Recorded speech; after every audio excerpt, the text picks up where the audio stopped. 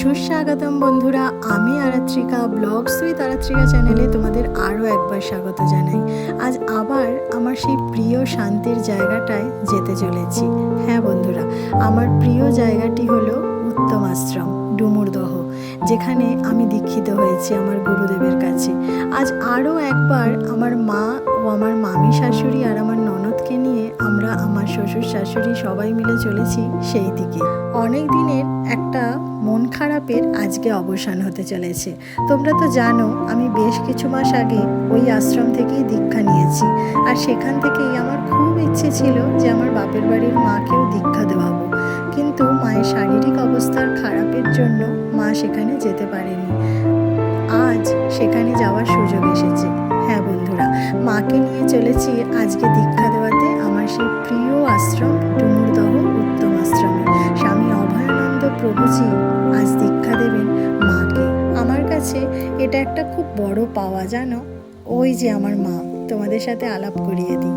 আর দেখতেই পাচ্ছ আশ্রমটা গিয়েই ঘুরে ঘুরে দেখেছি, আর এই সেই অশ্বত্থ গাছ। আশ্রমে নিয়ম মতন দীক্ষার সমস্ত প্রস্তুতি কিন্তু হয়ে গেছে।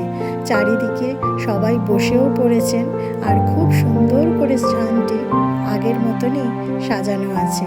আমার ভারী ভালো লাগছিল, জানো। আর সে আমার দীক্ষা দেওয়ার দিনটার কথা বারবার মনে পড়ে যাচ্ছিল। মায়ের দীক্ষা দেওয়ার সুযোগে আমারও আরও একবার কিন্তু গুরুজিকে দর্শন হয়ে গেল। গুরুজির শরীর তো খুবই খারাপ, তো তবুও গুরুজি কিন্তু আমাকে অনেক আশীর্বাদ করলেন, আর উনি আমাকে খুব স্নেহও করেন।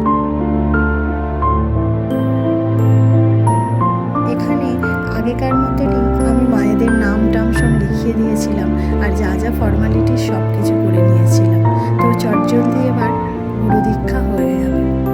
তোমাদের আরও একবার আশ্রমটা ঘুরিয়ে দেখাচ্ছি। এই সেই মূল স্থান যেখানে সমস্ত পুজো সব কিছু এখানে হয়, আর এখানকার পুজো সম্পন্ন হওয়ার পরেই কিন্তু দীক্ষা শুরু হয়। আর আমি বারবারই বলি, এই আশ্রমে এলে আমার না সে গীতার যে কর্মযোগ আছে সেই কথা বারবার মনে পড়ে যায়। এখানে যেন অদ্ভুত এক কর্মের আর ভক্তির মেলবন্ধন হয়েছে, তাই বারবার মনটা এখানেই ফিরে আসতে চায়।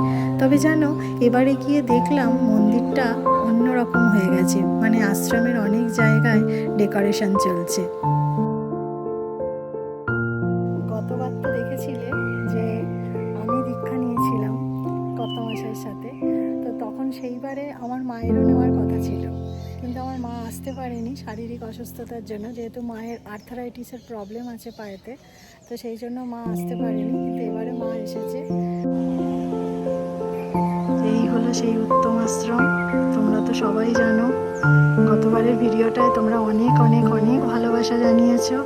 তোমাদেরকে অসংখ্য ধন্যবাদ আমাদের সাথে থাকার জন্য। আর এই দেখো, তখন একরকম দেখিয়েছিলাম আশ্রমের অবস্থা, আর এখন একদম অন্যরকম। এখানটা যে চালা ঘরটা ছিল, সেই চালা ঘরটা কিন্তু ভেঙে নতুন করে আবার রিপেয়ার হচ্ছে। আর এই দেখো, এবার দীক্ষা শুরু হওয়ার পথে, তাই সকলেই কিন্তু প্রস্তুতি নিয়ে নিয়েছে। আমারও না ওই দিনটার কথা মনে পড়ে যাচ্ছিল। মা তো নিচে বসতে পারেন না, তাই উঁচুতেই বসেছেন। পরে ওনারা বললেন একটা চেয়ারের ব্যবস্থা করে দেবে। আর এই যে সেজ পিসি, হ্যাঁ, সুদূর কলকাতা থেকে উনিও এসেছেন আজ দীক্ষা নিতে। আর এখানে মামি বসে আছে আর বোন বসে আছে। খুব অল্প বয়সে এই বোনও কিন্তু দীক্ষা নিয়ে নিচ্ছে। এটা খুবই বড় পাওয়া। আমার মনে হয় ভাগ্যে যদি না থাকে তাহলে কিন্তু কোনো কাজই হয় না।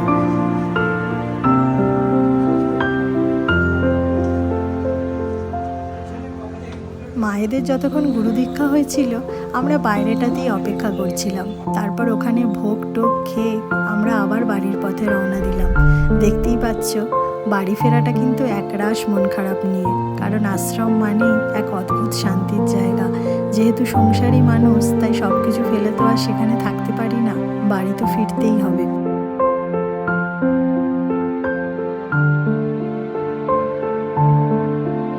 আজকের ভিডিওটা এখানেই শেষ করছি বন্ধুরা। কেমন লাগলো অবশ্যই কমেন্ট করে জানাবে। ভালো লাগলে একটা লাইক, শেয়ার, সাবস্ক্রাইব করে